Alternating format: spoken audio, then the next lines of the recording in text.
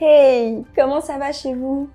Écoutez, vous m'avez suivi ces 2 dernières semaines par rapport à l'aménagement de cette chambre. Je m'excuse, vous entendez beaucoup de bruit, c'est normal, on est en chantier, donc oui, l'appartement témoin est en train d'être fait, mais tout le reste de l'immeuble est en construction, donc des boum boum, vous allez en entendre tout le temps. Revenons à mon sujet principal, la chambre féminine est terminée. Je m'y sens bien. Du coup, j'ai mis une robe rose pour l'occasion, faite par ma sœur d'ailleurs, je vous en parlerai. Alors, j'aime beaucoup cette pièce parce qu'elle est agréable, elle est spacieuse. J'ai une petite nièce qui est venue visiter puis qui voulait plus sortir de cette chambre, donc ça m'a rassurée. Alors pour moi, les acheteurs potentiels qui ont des jeunes enfants pourront vraiment aisément se projeter dans cette chambre-là. Je vous explique un peu comment j'ai fonctionné pour les rappels de couleurs, pourquoi j'ai pris tel ou tel article. Je pense que c'est cette partie qui vous intéresse le plus.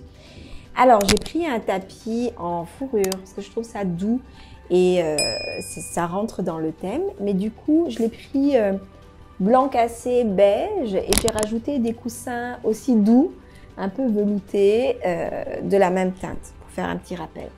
J'ai accentué ça avec un coussin en velours, en fourrure, toujours, mais plus rose, mais un rose plus marqué. Parce que même si je veux des tons pastels, je veux quand même mettre des punchs de couleurs, ça réveille l'espace. Le lit, je l'ai fait peindre en un gris très léger, très pâle, vu que ces murs-là, ces 2 murs sont d'une couleur lavande légère également. Donc vraiment, c'est la partie pastel, mais vous voyez, j'ai accentué avec des couleurs plus fortes par ici, des petits jouets avec des couleurs plus fortes également. Et dans cette pièce, j'ai fait faire par une toute jeune artiste illustratrice, 3 petits tableaux que je vais vous montrer. Elle s'appelle Caroline, n'hésitez pas à la soutenir sur les réseaux. Elle doute de ses capacités, mais elle est très bonne, surtout pour son âge, donc allez l'encourager. Alors, elle vit pas au Sénégal, elle vit au Cameroun. Elle m'a envoyé ses croquis, je les ai fait encadrer et c'est très beau. Alors Caroline, bravo à toi. Et donc mes meubles ont été faits par l'entreprise Coudé Calum qui m'a fait une belle table à langer.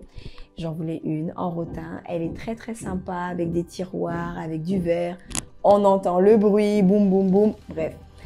Le fauteuil est très confortable, assise en cuir, c'est vraiment très beau. Et vous vous rappelez, je vous ai dit que je voulais mettre un peu de caractère aussi.